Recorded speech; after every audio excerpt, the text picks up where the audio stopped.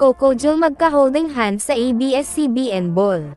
Nagsabog ng kilig vibe sina Coco Martin at Julia Montes sa ABS-CBN Ball 2023. Magkasamang rumampa sa red carpet ng ball sina Coco at Julia nitong Sabado sa Makati, Shangri-La. Parehong naka-black outfit ang rumored couple.